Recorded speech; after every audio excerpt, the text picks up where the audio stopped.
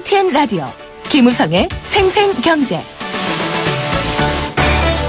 네, 청자 여러분 안녕하십니까? 김우성 PD입니다. 상위 1%, 상위 0.1%, 광고 문구처럼 쓰이는 말이죠. 최근 노동연구원에서 소득 상위 0.1%의 기준이 조사됐습니다.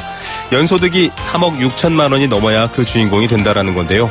금융자산 보유자, 기업 임원이 많았습니다. 노력과 조건에 따라 많이 버는 건 문제가 될 수 없습니다. 문제는 이런 부가 집중되고 편중되는 게 심해지면 경제 전체로도 좋지 않은 영향을 준다는 겁니다. 첫 번째 인터뷰에서 이 부분 확인해 보겠습니다. 연말 전국은 온통 박근혜 대통령과 최순실 게이트에 쏠려 있습니다. 그래서일까요? 연말이나마 반짝 관심을 받던 기부와 어려운 이웃돕기가 주춤하고 있습니다. 문제는 재단을 통한 부정부패가 이슈가 되면서 전체적인 사회활동, 재단 전반에 불신이 퍼졌다라는 겁니다. 전문가와 함께 이 문제의 근본적인 원인 그리고 대안 알아보겠습니다. 금융감독원과 YTN 라디오 생생경제는 항상 서민들의 경제 생명을 지키는 일이죠. 금융사기 예방에 앞장서고 있습니다. 오늘은 인터뷰 중에 새로운 캠페인송 소개해드리겠습니다. 2016년 11월 30일 11월의 마지막 수요일입니다. 김우성의 생생경제 시작합니다.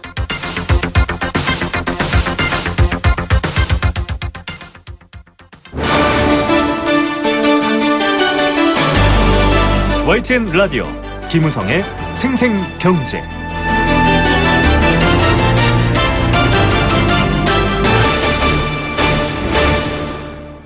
네, 첫 번째 생생 인터뷰 전해드리겠습니다.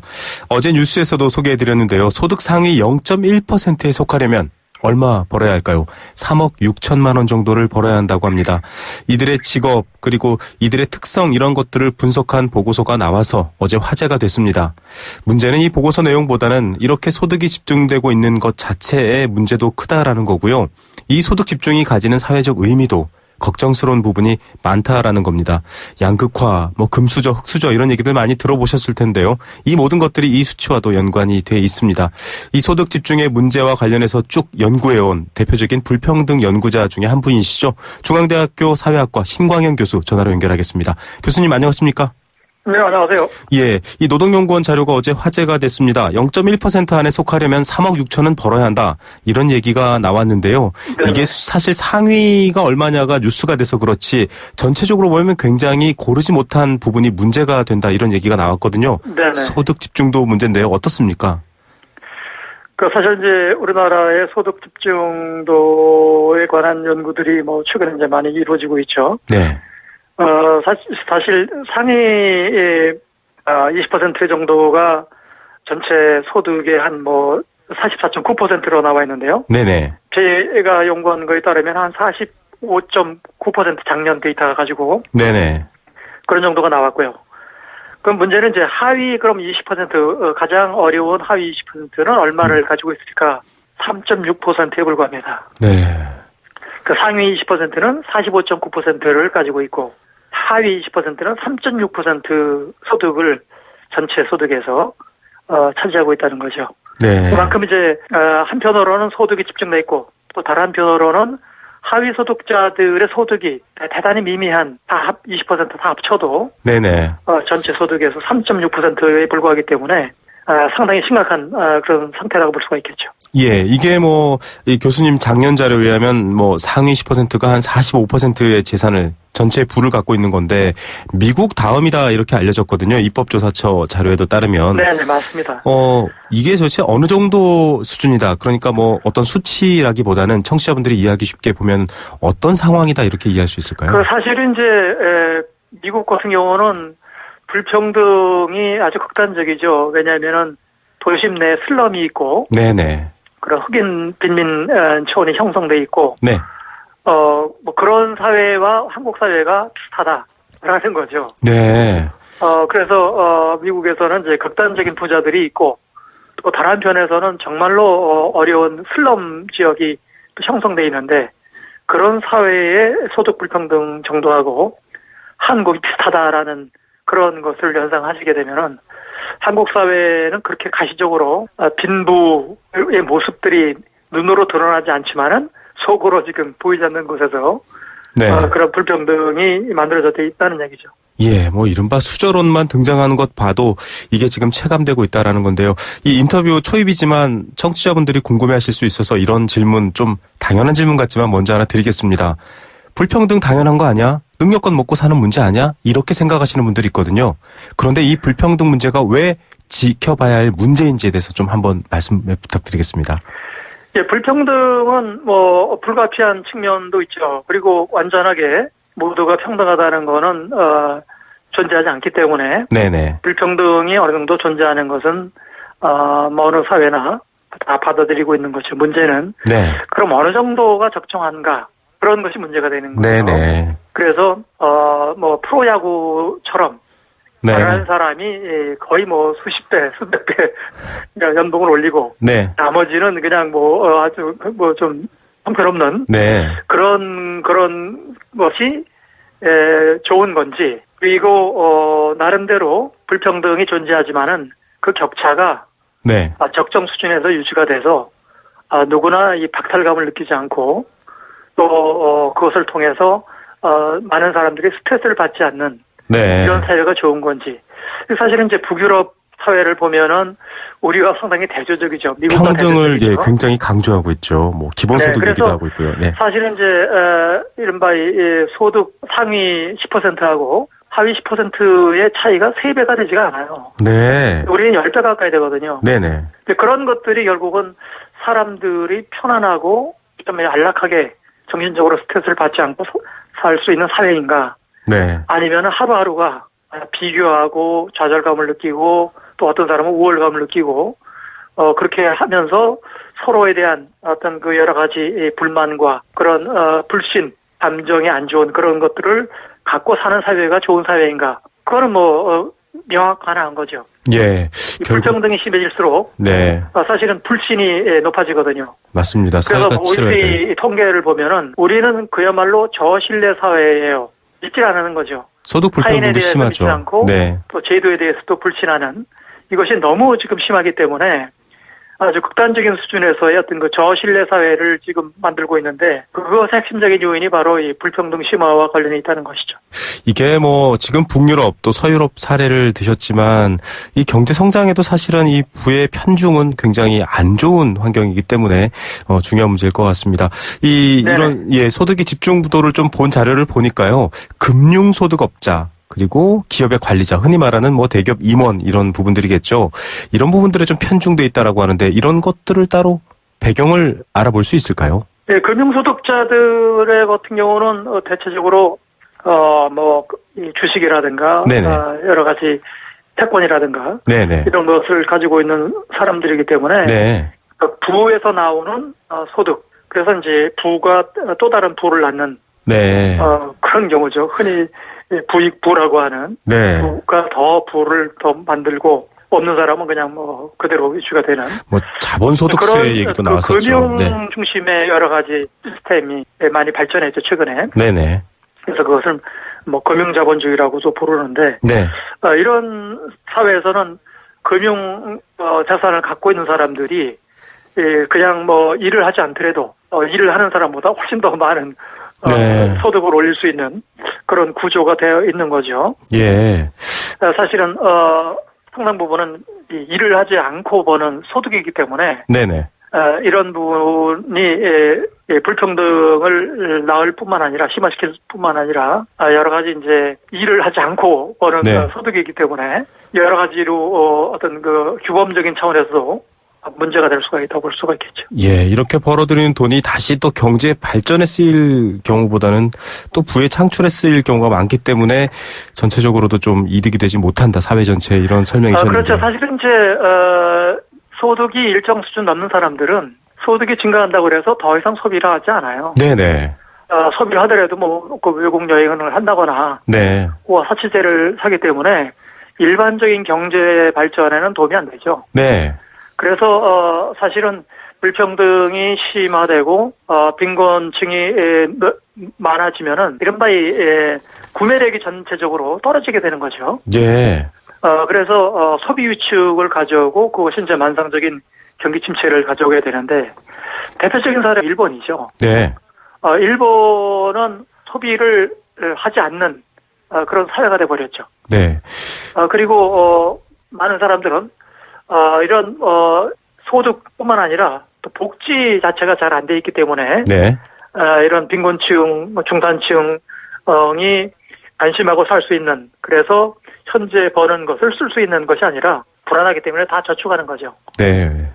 그래서 만성적인 어떤 침체가 수요 부족으로 인한 경기 침체가 지속이 되고 있는데, 불평등이 심해지면은 이른바 소비 여력이 없는 네. 이런 층들이 늘어나기 때문에 전체적으로 소비 위축이 되고 경제 침체가 지속이 되는 것이죠. 예.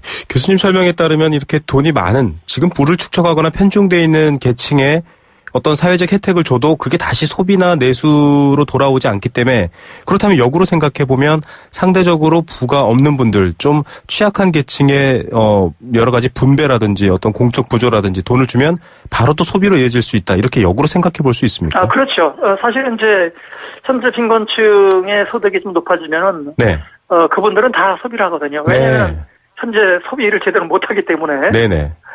그런 차원에서는 이제 소득이 증가하면은 그것이 곧바로 소비의 전체 증가로 이어지게 되는 것이죠.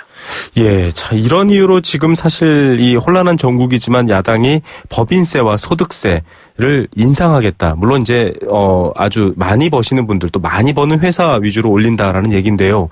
그렇게 인상하겠다라고 나왔거든요. 지금 뭐 불평등 학자시고 또 경제적 불평등을 연구하고 계시지만 어떻게 보십니까? 타당한가요? 사실 우리나라의 어떤 뭐 세율이 전체적으로 뭐 높은 것이 아니기 때문에. 네. 그리고 법인세 차원에서는 그전에는 이제 감세도 했었고. 네. 뭐 그런 차원에서는 뭐 현재 법인세 인상 자체가 나름대로 타당한 측면이 있다고 보여지고요. 네네. 그 다음에 이제 뭐 이 소득세 같은 경우도 지금 뭐 38%에서 40% 올린다고 했는데. 네, 맞습니다. 이런 부분들이 뭐 대부분의 사람은, 많은 사람들이 그 소득세를 뭐 내지는 않죠. 네, 절반 가까이 안 내고 있습니다. 면제 대상이 되기 때문에. 네. 그래서 뭐 아마도 이제 그 최상의 소득자들을 대상으로 한 세율이 조금 오를 것 같은데. 네. 이 정도면은. 네. 전체 대부분의 사람들에게는 뭐 크게 이렇게 뭐 해당되는 것은 아닌 것 같고요. 네. 그런 점에서는 뭐 현재와 같은 여러 가지 불평등 증가, 그 다음에 그것으로 인한 경제 침체, 이런 것들을 나름대로 어느 정도 회복하는데 도움이 될 수 있다고 생각을 합니다. 예, 그런데 이제 이 세금만 가지고 지금 다 해결될 수 있는 문제는 아니고, 그렇죠. 조금 더 이 고용상에서의 정규직, 비정규직의 격차 문제, 불평등과 빈곤의 원인이 되는 그런 차원에서의 문제 해결, 그런 것들이 이제 동반이 돼야 되겠죠. 예, 정말 근본적 해결에 대한 얘기까지 언급해 주셨습니다. 이 불평등이 행복감의 문제, 또 자존감의 문제이기도 하지만 경제적인 문제라는 얘기까지 쭉 설명해 주셨는데, 요즘 뭐 흑수저, 금수저 얘기도 마찬가지고요. 지금까지 설명해 주신 부의 집중, 소득의 이 편중 문제도 마찬가지지만 결국엔 중산층이 무너졌다. 이 양극화라는 말이 사실 그 말인 것 같습니다. 그렇게 됐다라고 하는데 어떻게 보십니까? 그만큼 한국 사회 이제 무너졌나요, 중산층? 지금 이제 사실은 이제 중산층이라고 하면은 네. 우리가 경제 성장기를 거치면서 형성된 새로운 집단이죠. 네. 그리고 이런 새로운 집단이 경제 발전의 어떤 상징이자, 네, 소비에도 마찬가지고 앞으로 어떤 그 희망을 주는 그런 긍정적인 어떤 그 사회 집단으로 많이 묘사가 됐어요. 네. 그런데 이제 현재 중산층의 위기는 사실은 우리나라가 근속 기간이 짧아요. 맞습니다. 일하는 고용 연령도 낮고. 네. 지금 54세거든요. 평균 정년 연령이. 네. 그러다 보니까 이제 서구에 비해서는 거의 7, 8년 정도 이런 시기에 퇴직을 하는 거고. 그러다 보니까, 그리고 수명은 늘어나죠. 네. 그래서 사실은 많은 현재 중산층인 경우에도 불안한 거예요. 네. 그리고 그 자녀들이 제대로 취업이 안 되는 상황이 많이 나타나기 때문에, 네. 사실 뭐 중산층 가정이라고 그래서 편안하고 안심할 수 있는 그런 가정은 많지가 않죠. 예, 이 문제가 세대 간까지 이것이 이어지네요. 이제 사실은 복합적인 어떤 그 우리 사회 문제라고 볼 수가 있겠습니다. 예, 세대 간으로 이어지는 중산층의 불안함, 이게 한국 사회를 보여주는 모습인 것 같습니다. 이 소득이 집중되는 게 당장 뭐 얼마 벌어야 부자냐의 문제가 아니라 이런 내용을 품고 있다라는 얘기를 저희가 오늘 교수님과 함께 또 생각해 볼 수 있었습니다. 교수님, 귀한 시간인데 오늘 말씀 감사드립니다. 네, 감사합니다. 네, 중앙대학교 사회학과 신광영 교수였습니다.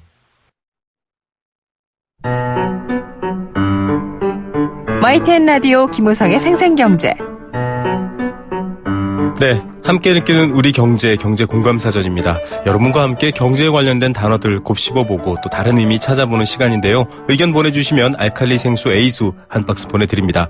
여행 스케치의 나무야 공연 티켓 드리고 있고요. 도심 속 꿈의 놀이터 일산 원마운트에서 워터파크 이용권, 선정릉을 품은 도심 속 특급 호텔 라마다 서울에서 숙박권 드리고 있습니다. 단문 100원, 단문 50원, 장문 100원의 정보 이용료가 부과되는 샵 0945번 문자로 참여하실 수 있습니다. 앞서 인터뷰에 등장한 말인데요. 오늘 경제 공감사전은 소득 재분배 5글자입니다. 상위 소득 집단의 소득 집중도가 높아지고 있다는 얘기 전해드렸습니다. 경쟁 체제에서는 생산 활동에 따라 개인 소득이 달라질 수밖에 없습니다. 또 부모로부터 물려받는 상속 등을 감안하면 차이는 클 수 있습니다. 그런데 국가가 나서서 이 불평등을 완화하기 위한 조치들을 취하는데요. 이걸 소득 재분배라고 합니다. 대표적인 예로는 사회보장제도 혹은 누진세 이런 것들이 있죠. 요즘 같은 저성장 시대에 소비가 위축되고 또 소득 재분배가 이루어지지 않으면 경제 자체가 더 힘들어지기 때문에 이건 경제에도 긍정적 효과를 준다, 이런 인식이 더 많이 있습니다. 여러분은 소득 재분배 어떻게 생각하십니까? 의견 기다리고 있을게요.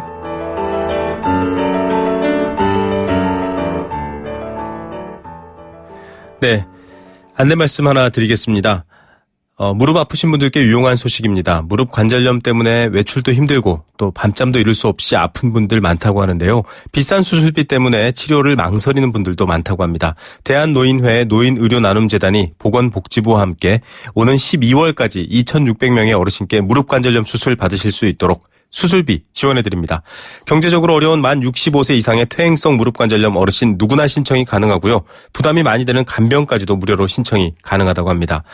연락하셔서 혜택 보시면 좋을 것 같은데요. 본인 아니라 이웃이나 가족 등의 대리 신청도 가능하다고 합니다.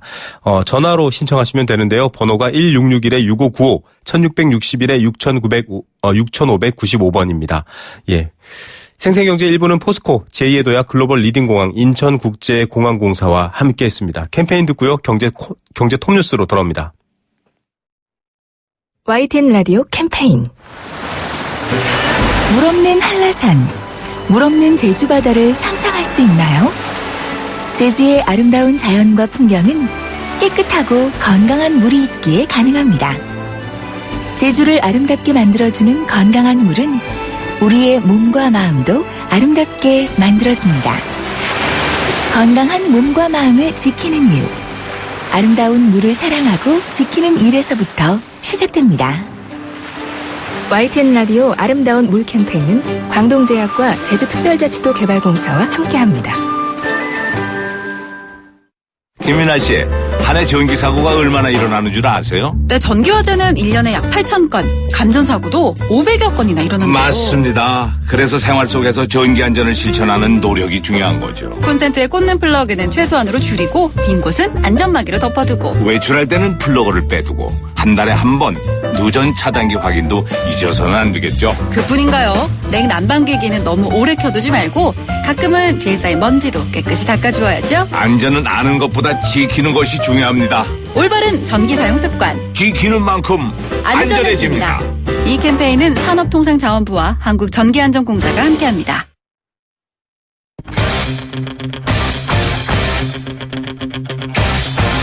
지금 가장 뜨거운 경제 소식. 경제 톱 뉴스. 네, 이 시각 주요 경제 뉴스 먼저 전해드립니다. 산업 생산이 2달째 뒷걸음질 치고 있습니다. 전체적으로 생산이 줄어들고 있다라고 하면 수출도 어려운 상황에 더 이중고가 아닐까 생각되는데요. 첫 번째 뉴스로 전해드립니다. 새로운 미래의 먹거리 또 여러 가지 개선점을 찾아야 하는 대기업들의 R&D도 제자리 걸음을 하고 있습니다. 그만큼 경제가 어렵다는 반증 중에 하나겠죠. 두 번째 소식입니다. 청약 경쟁률 부풀리기를 막기 위해서 1순위 청약 분리 접수가 도입됐는데요. 내일부터 시행됩니다. 관련 소식 전해드리겠습니다. 이 시각 가장 뜨거운 경제 톱뉴스 비즈니스워치 김춘동 기자 연결합니다. 안녕하십니까? 네, 안녕하세요. 네, 산업 생산. 일단 이게 뭔지 궁금한데요. 2개월 연속 뒷걸음질했다 이런 소식이 들어와 있네요. 네, 산업 생산은 말 그대로 이제 그 기업들이 생산한 생산물 결과를 말하는데요. 네네. 통계청이 발표한 10월 산업 활동 동향을 보니까 이 전체 산업 생산이 전월보다 0.4% 줄어든 것으로 나타났습니다. 네. 산업 생산은 7월과 8월에 2달 연속 보합세를 보이다가 9월에 마이너스로 돌아섰는데 10월에도 이 마이너스에서 벗어나지 못하면서 2달 연속 침체를 이어갔습니다. 이 전체 산업 생산이 2개월 연속 감소한 건 작년 10월과 11월 이후에 1년 만인데요. 이 조선 해운 구조 조정에다가 이 철도 파업 여파까지 겹치면서 이 운수업이 좋지 않았고 또 이 갤럭시 노트 7 단종 사태에도 영향을 미친 것으로 풀이가 됩니다. 실제로 방송 통신 장비 업종은 생산이 18% 넘게 급감을 했습니다. 네. 이 제조 평균 가동률도 전월보다 1.3%포인트 하락한 70.3%에 그쳤는데요. 이 금융위기 직후인 2009년 3월 이후 7년 5개월 만에 최저치를 기록한 이 지난 8월 70.2%와 비슷한 수준을 보였습니다. 결국 쉽게 말해서 공장이 안 돌아간다 이런 얘기인데요. 예, 소비 쪽으로 한번 눈 돌려보겠습니다. 소비는 어떻습니까? 네, 그 소매 판매는 크게 늘었습니다. 이 전월보다 5.2%가 증가했는데 이 소매 판매 증가폭은 1995년 12월에 6.9% 이후에 가장 높았습니다. 이 승용차를 비롯한 내구재가 10.8%나 늘었고요. 음식료품 등 이 비내구재가 3%, 의복을 비롯한 준내구재가 3.2% 등 이 모든 부분에서 증가세를 보였습니다. 이 소매 판매가 크게 늘어난 이유는 크게 좀 두 가지로 볼 수가 있는데 이 9월에 소매 판매가 워낙 좋지 않았던 데다가 이 9월 말에서 10월 초까지 진행된 이 코리아 세일 페스타의 행사의 영향이 좀 컸던 것 같습니다. 네. 반면에 설비 투자는 전월보다 0.4% 줄면서 생산과 마찬가지로 좀 부진했습니다. 예, 소비도 늘어야 되는데요. 더 많이. 대기업들의 R&D 부분을 보니까 또 제자를 거립니다. 이런 상황이네요. 네, 그 기업 경영성과 평가 사이트인 CEO 스코어에 따르면 이 30대 그룹 154개 계열사에 올해 3분기까지 누적 연구개발 비용이 총 27조 1,053억 원으로 집계가 됐습니다. 지난해 같은 기간에 비해서 4,949억 원, 1.9% 정도 늘어난 건데 거의 제자리 걸음에 좀 그쳤습니다. 특히 13개 그룹의 경우에는 연구개발 비용이 작년보다 더 줄었는데요. 4대 그룹 중에서는 삼성의 연구개발 비용이 약간 줄었고 10대 그룹 중에서는 절반이 연구개발 비용 투자를 좀 축소를 했습니다. 연구개발 비용을 24%나 줄인 대우조상해양의 감소폭이 가장 컸고요. 두산과 대림그룹이 그 뒤를 이었는데 주로 이 중후장대형 제조업 부문에서 연구개발 투자가 좀 많이 줄인 것으로 그렇게 드러났습니다. 예. 그런데 반면에 내수 서비스 이런 것과 관련된 부문은 상대적으로 R&D, 연구개발이 많이 늘어났네요. 네. 금액이 크진 않은데요. 이 미래에셋그룹이 180% 가까이 늘리면서 증가폭이 가장 컸고 현대백화점과 롯데그룹, CJ 등 이 내수 서비스 기업들이 연구개발 투자 증가율 상위권을 좀 독차지했습니다. 증가 금액 기준으로 보면 이 현대차그룹의 연구개발 투자가 4,500억 원 넘게 늘면서 1위에 올랐고요. LG와 SK그룹 등이 그 뒤를 이었습니다. 이 개별 기업 중에서는 삼성전자의 연구개발 비용이 압도적이었는데 이 삼성전자는 올해 그 3분기까지 11조 1,400억 원 이상을 집행해서 이 30대 그룹 전체 연구개발 비용의 41%를 차지했습니다. 네. 연구개발 지출액 2위와 3위는 LG전자와 현대자동차가 각각 차지했습니다. 네. 자, 부동산에 관련해서 많은 정책이 준비되어 있었는데 1순위 청약 분리 접수. 네. 여기 있었는데 내일부터 시행되네요. 네, 그 1순위 청약 분리 접수는 이 청약 경쟁률 부풀리기를 막기 위해서 도입한 제도인데 기존에는 그 지역 구분 없이 하루에 실시하던 1순위 청약 접수 일정을 첫 번째 날은 해당 지역만 또 2일 차에는 기타 지역으로 나눠서 좀 실시하는 걸 말합니다. 네. 이 기존의 청약 일정은 특별 공급이 가장 먼저고 1순위, 2순위 순서로 좀 하루씩 진행이 됐는데요. 이제는 이 특별 공급에 이어서 해당 지역 주민이 참여하는 1순위 1차 또 그다음에는 이제 기타 지역이 주민이 참여하는 1순위 2일차 그리고 난 다음에 이제 2순위로 좀 넘어가게 됩니다. 해당 지역의 기준은 이 특별시와 강력시, 시군을 말하는데 예를 들어 서울에서 분양하는 단지라면 1순위 1일차는 서울 거주자만 또 1순위 2일차는 경기 인천 거주자가 청약을 할 수가 있게 되는 겁니다. 예, 이렇게 좀 나눠서 진행하게 되면 좀 그동안 과열 양상 이런 것들이 보도가 되는 경쟁률 이런 것들 좀 정리가 될까요? 네, 좀 그럴 것 같습니다. 일단 청약 경쟁률 부풀리기에 좀 제동이 걸리면서 뭐 과열 현상 형식이 좀 꺾일 것으로 보이는데요. 1순위 해당 지역에서 이 청약이 마감되면 이 당첨 가능성이 없는 기타 지역은 아예 접수를 받지 않도록 했기 때문입니다. 네. 다만 이 세종시 예정 지역처럼 애초에 기타 지역 물량을 좀 배정하는 경우에는 1순위 분리 접수가 좀 적용이 되지 않는다고 하고요. 이 세종시 예정 지역은 기타 지역 50%, 또 경기도 대규모 택지개발 지구 같은 경우에도 해당 시군 30%, 경기도 20%, 기타 수도권 50%를 미리 좀 배정하도록 정해두고 있다고 합니다. 예, 좀 이 거품이 꺼지는 기회면 좋겠는데요. 네. 투자처를 찾지 못한 돈들, 뭉치돈들 뭐 계속 얘기가 나왔습니다. 그런데 증권사 ISA 종합자산관리계좌로 종합자산관리계좌죠. 네. 예, 일로 몰리고 있다 이런 얘기가 나오네요. 네, 그 금융투자협회의 자료인데요. 지난 28일 현재 종합자산관리계좌 잔고가 53조 1천억 원으로 역대 최대치를 기록을 했습니다. 올해 4월 18일 52조 6천억 원 이후에 7개월여 만에 다시 최대치를 좀 경신을 한 건데요. 2003년에 국내에 도입된 이 종합자산관리계좌는 은행 보통예금처럼 수시로 입출금을 할 수가 있고 또 이체 결제 기능도 좀 가지고 있으면서 상대적으로 이자도 높아서 이 저금리 시대에 더 인기를 끌고 있는데 최근에 더 많은 돈이 좀 몰리고 있다고 합니다. 예, 그만큼 좀 뭔가 이득이 있기 때문인데 좀 근본적인 돈이 몰리는 이유는 뭔가요? 네, 그 증시 거래 대금이 줄고 이 관망하는 투자자가 늘면서 이 시중 투자 자금이 좀 몰리고 있는 것으로 풀이가 되고 있는데요. 네네. 최근에는 뭐 기업 공개가 좀 활발해지면서 청약 대기 자금도 이 늘어난 것도 좀 증가 원인으로 좀 꼽히고 있습니다. 네. 보통 CMA 잔고가 늘어나면 주식 투자가 늘면서 이 강세장에 대한 기대감도 커지기 마련인데 최근에는 이런 분위기는 별로 없다고 합니다. 이 마땅한 투자처를 찾지 못한 투자자들이 상대적으로 높은 이자를 주는 CMA로 몰리는 분위기라서 직접적인 주식 투자와는 연관성이 약한 것으로 좀 풀이가 되고 있습니다. 예, 이 CMA 계좌의 이자율이 결국 몰리는 이유군요. 네. 오늘 톱뉴스 어느 것 고르시겠습니까? 그 대기업의 연구개발 투자 기사를 꼽고 싶은데요. 네. 아까도 말씀드렸지만 연구개발 투자는 미래 먹거리를 위한 원천인데 이 새로운 먹거리를 위한 투자를 줄이면 우리 기업은 물론이고 한국 경제의 미래도 좀 그만큼 어두워질 수밖에 없는 만큼이 뭔가 좀 대책 마련이 필요하지 않나 이런 생각이 좀 들었습니다. 예, 집안 힘들다고 학교 안 보내면 계속 가난한 거죠. 오늘 뉴스 감사드립니다. 네, 감사합니다. 네, 비즈니스워치 김춘동 기자였습니다.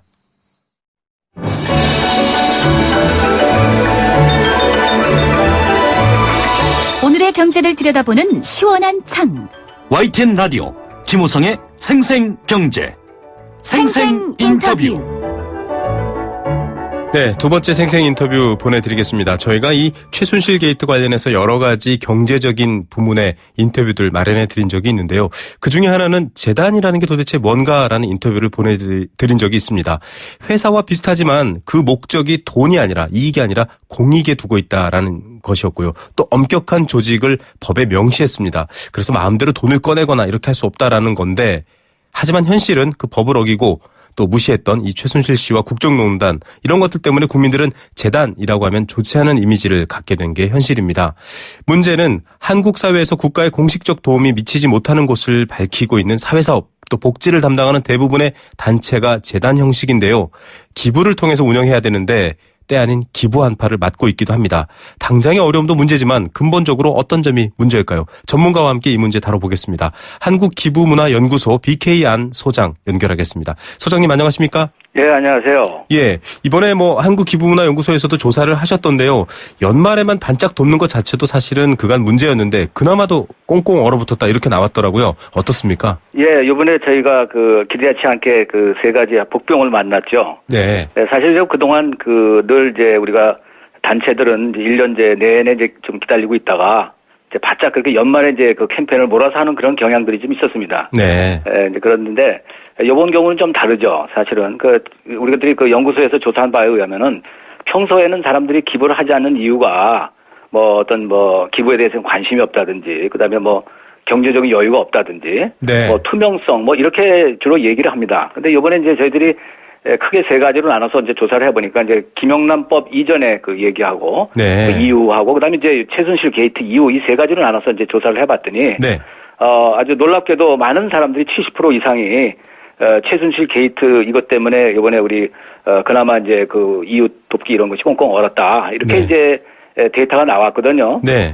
그래서 이런 걸 보면은 그 팩트는 우리가 아직 더 시간이 있기 때문에 잘 모르겠습니다만은 네네. 어쨌든 좀 더 이 어떤 체감 그런 온도가 팩트보다는 좀 더 이 모금가들이 더 느끼지 않느냐.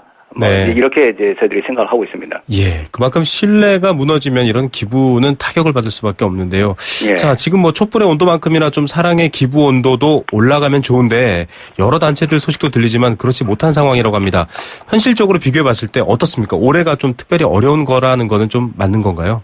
늘 항상 어렵다고 이제 12월 초에도 얘기하다가 네네. 이제 좀 막판에 이제 좀 이렇게 기부들 많이들 합니다. 네네. 이제 우리들은 이제 볼 때 힘들다 하지만 사실 그 기부 총량 보존의 법칙이라는 게 있어요. 네. 이게 스캔들이 좀 있고 그런데 그때 당시에 좀 주춤하다가 결국 이제 연말 정도에 이제 다 몰려서 이제 이렇게 채우고 그런데 그런 좀 이제 낙관적인 그런 건 좀 있었는데 네. 요번엔 좀 다른 것 같아요. 왜냐면은 미국 같은 경우에 이제 스캔들 같은 게 있으면은 네. 보통 한 1년이나 2년 뒤 정도에 이제 이게 결과가 나타나거든요. 네. 미국 사람들은 아무래도 이제 이런 기부를 좀 기획적으로 하기 때문에 근데 우리나라 같은 경우는 즉각 이제 반응이 나오기 때문에 네. 이제 이런 이제 분석이 이제 나왔고요.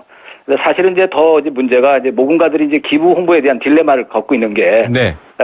아무리 우리 이래도 기부금이 들어오는 단체가 좀 있긴 있습니다, 사실은. 네. 기부금이 잘 들어오고 있다고 하는 그런 긍정적 면을 강조를 하게 되면은 사람들이 어떻게 생각하냐면 내가 안 해도 남들이 잘 할 거야라는 생각도 하고. 네네. 또 반대로 기부금 안 들어온다고 자꾸 이러면은 또 공개적으로 이렇게 얘기하면은 남들도 안 하니까 나도 그렇게 안 해도 되겠네라는 네. 그런 어떤 원치 않은 딜레마에 빠지기 때문에 요 금년도는 좀 다른 연도보다 좀 쉽지는 않을 것 같습니다. 예, 참 딜레마입니다. 이게 좀 안착되어 있는 문화가 아니어서 이런 안타까움이 더 많은 것 같은데요. 자, 일단 좀 재단 이야기로 넘어가 보겠습니다. 기부 문화와 재단 문제인데요. 예. 기업들도 사실 지금 수사선상에 올라와 있습니다. K스포츠 미르에 돈을 좀 빼앗겼다 이렇게 강변하고는 있지만 지금 수사 과정에 따라서는 뇌물 성격 아니냐 이런 얘기들까지 나오고 있는 상황인데요. 예. 덩달아서 사실 이 재단, K스포츠 재단, 미르 재단, 이 재단이라는 이미지가 굉장히 나빠졌거든요. 그렇죠. 근데 원래는 이 재단이 상당히 유용한 제도지 않습니까? 물론이죠. 그 재단은 우리 인간이 만들어낸 여러 가지 발명품 중에 가장 이제 하나 좋은 것 중에 하나입니다만은. 네네. 이번에 이제 마침 이제 미국 대선에서도 그 힐러리 재단의 어떤 스캔들 문제라든지 트럼프 재단도 물론 마찬가지고요.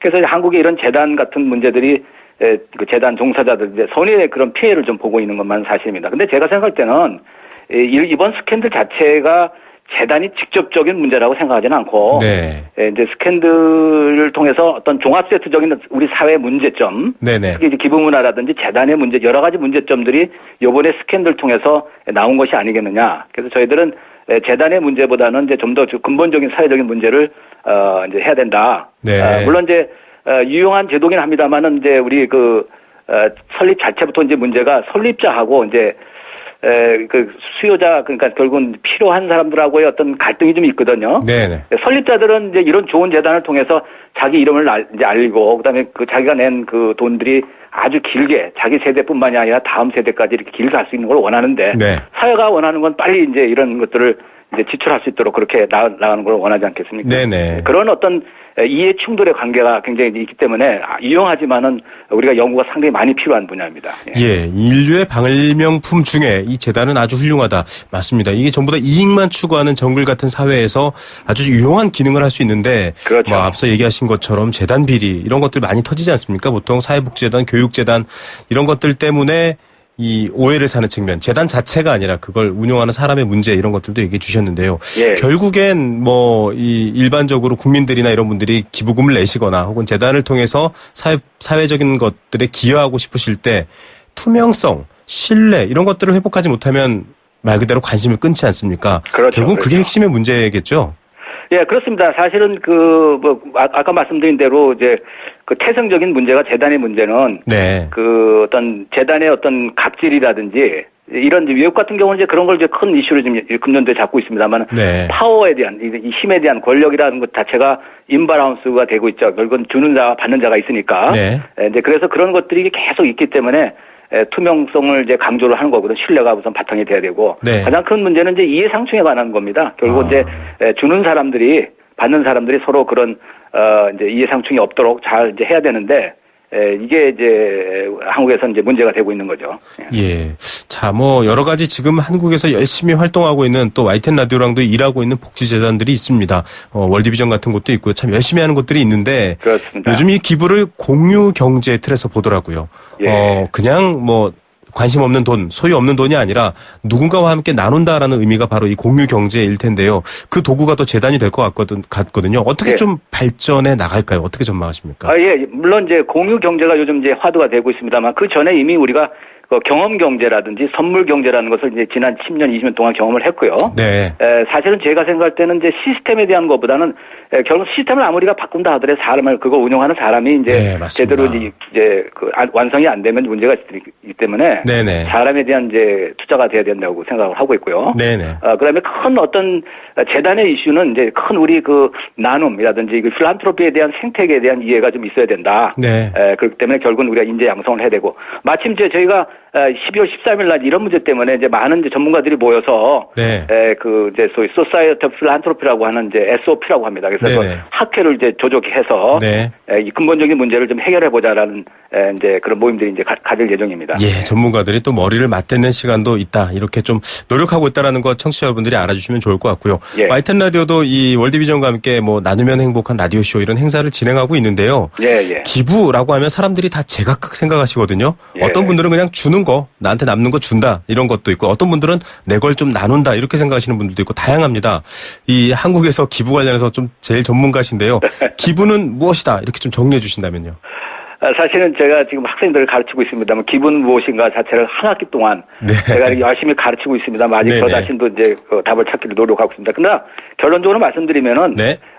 그 받기 위해서 주는 겁니다. 사실은. 아. 사실은 이 기부라고 하는 것은 이기심과 이타주의 이제 하나의 그 어떤 밸런스를 맞추기 위한 예술과 과학의 이제 집합체인데. 네네. 결국은 이제 우리 그 모금가 입장에서는 무엇을 줄 것인가 받으려고 하는 것이 아니라 네. 무엇을 줄 것인가를 우리가 연구를 해야 되고요. 네. 기부자 입장에서는 자기가 무엇을 받을 것인가. 네. 물론 이제 금전적인 어떤 반대급부가 아니라 이거는 이제 평생 동안 자기가 철학적으로 고민해야 네. 될 그런 인생의 문제라고 생각이 됩니다. 결국 돌고 도는 순환이다 이런 생각도 듭니다. 예. 교수님 오늘 말씀 감사드립니다. 예, 감사합니다. 네, 한국기부문화연구소 BK안 소장이었습니다. 안전하고 행복한 경제 생활을 위한 시간. 경제 수사대. 네. 경제수사대 시간입니다. 안전하고 행복한 경제생활을 위한 시간이고요. 오늘도 금융감독원 불법금융대응단 최가영 변호사 연결해서 함께 얘기 나누겠습니다. 안녕하십니까? 네, 안녕하십니까. 예. 자, 금융감독원과 YTN 라디오 많은 일을 하고 있습니다. 이 금융 피해를 막기 위한 노력인데 좀 특이한 일을 했더라고요. 금융감독원이 보이스피싱 예방 캠페인송을 제작했더라고요. 어떤 내용입니까? 네, 금감원의 보이스피싱 척결을 위한 지속적인 노력에도 불구하고 보다 교묘한 대출 빙자형 수법 등을 통한 피해가 계속 발생하고 있습니다. 이에 대해서 사기범이 전화로 돈을 요구하는 순간 국민들이 반사적으로 경각심을 가질 수 있도록 국민들에게 친숙한 노래를 보이스피싱 예방 캠페인송으로 제작해서 일상생활 속에서 반복적인 학습을 통한 예방교육이 이루어지도록 추진하고 있습니다. 예, 이 노래가 사실은 더 잘 외워지기도 하거든요. 또 친숙하기도 하죠. 이 보이스피싱이 얼마나 정말 교묘해지는 수법이 발전하고 있으면 이렇게까지 노래를 만들어서 정말 예방하려고 애쓰고 있는데요. 캠페인송 내용 좀 소개해 주시죠. 네, 금감원에서는 가수 이해란이 부른 가요 100세 인생을 개사한 보이스피싱 예방 캠페인송 보이스피싱 안 속는다 전해라를 제작 공개하였는데요. 네네. 사기범이 피해자에게 다양한 수법으로 돈을 요구하는 경우 이를 뿌리치는 모습을 해학적으로 표현한 것입니다. 네. 금감원에서는 100세 인생 가수 이해란 씨를 보이스피싱 예방 홍보대사로 위촉해서 향후 피해 예방 홍보 활동을 추진할 예정입니다. 예, 애청자 여러분들 저희 YTN 라디오에서도 이 노래가 나가기 때문에 많은 분들 잘 아실 것 같습니다.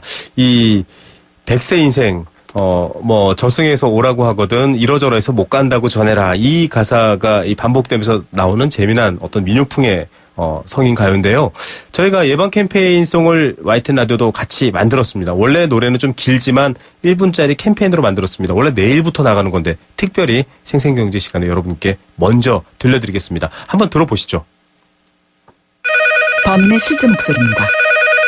네, 여보세요. 고객님께서 일부 변제가 좀 가능하신지 말 그대로 고객님 신용도를 임의로 결제를 전화해서 대출해줄게 돈 보내라 하거든 뻔하다 보이스피싱 안 속는다 전해라 작업 대출 해준다면서 돈 보내라 하거든 사기쳐서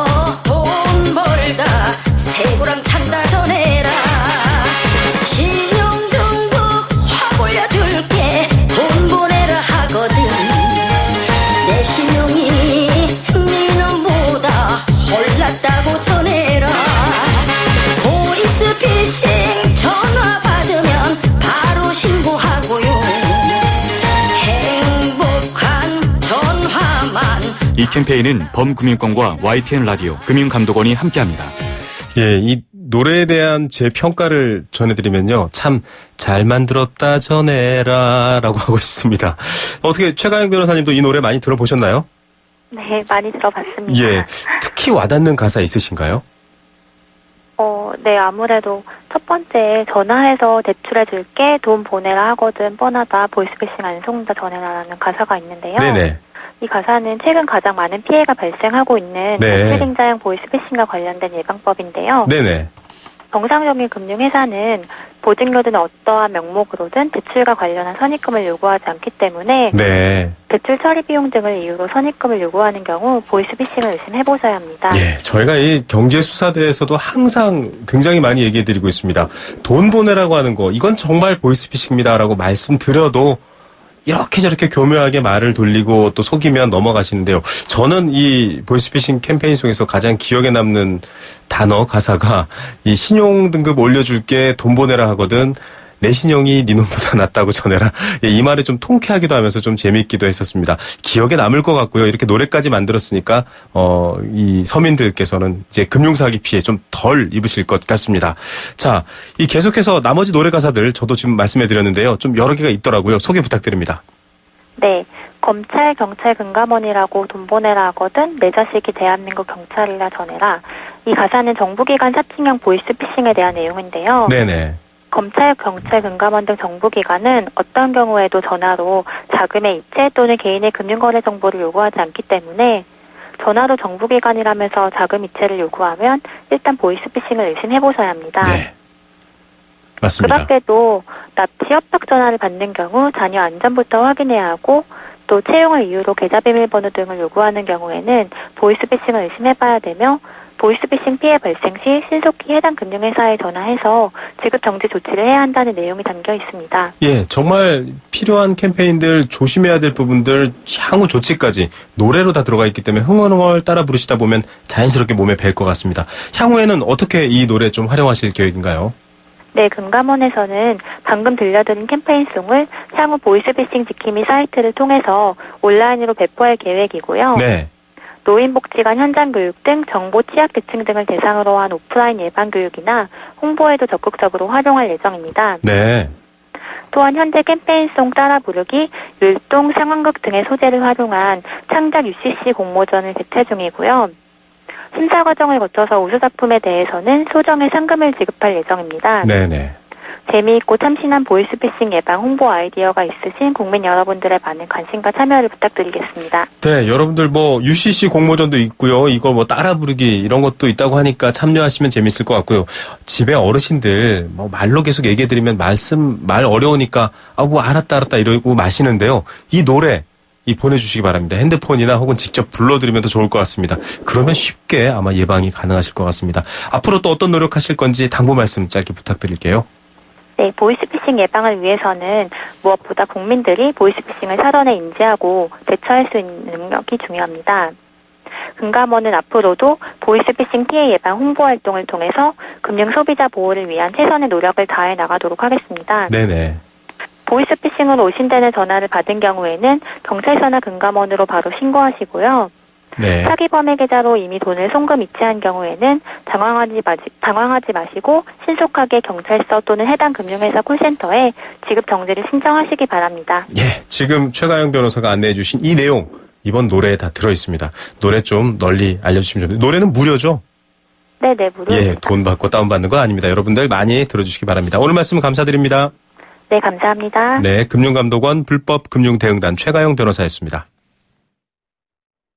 청년의 꿈을 실은 기프트카가 하만 일용분교를 찾았습니다. 재활용 컵 어항을 만드는 거예요? 재활용 컵 어항으로 착한 생각을 전하는 청년 창업자 김탄유 씨. 앞으로도 열정 탄탄하게 달려주세요. 청년의 꿈과 달리는 기프트카 현대자동차그룹. 바다가 보이는 집에 대한 로망이 아닐까? 인천대교와 바다 조망을 누리는 남다른 생활, 남다른 가치. 클래스가 다른 프리미엄 송도 센토피아 더샵. 조합원 모집 문의 032-723-9606. 센토피아 송도 랜드마크시티 지역주택조합. 시공예정사 포스코건설. 네, 생생경제 포스코 제2의 글로벌 리딩공항 인천국제공항공사와 함께했습니다. 오늘 선물 받으실 분은 3258님입니다. 여행 스케치 티켓 드릴게요. 지방에서 올라와 서울에 취업한 30대 초반 직장인입니다. 평균 임금을 받고 있긴 한데 소비를 할 수 있는 여유는 없어요. 기본적인 소비를 할 수 있는 여유를 만들기 위해서는 소득 재분배 꼭 필요합니다. 예, 그래야 또 아이도 낳고 또 인구도 많이 늘 수 있겠죠. 3388님. 자본주의는 누구에게나 공평해야 합니다. 항상 응원합니다. 예, 저희도 항상 감사드리고 응원 드립니다.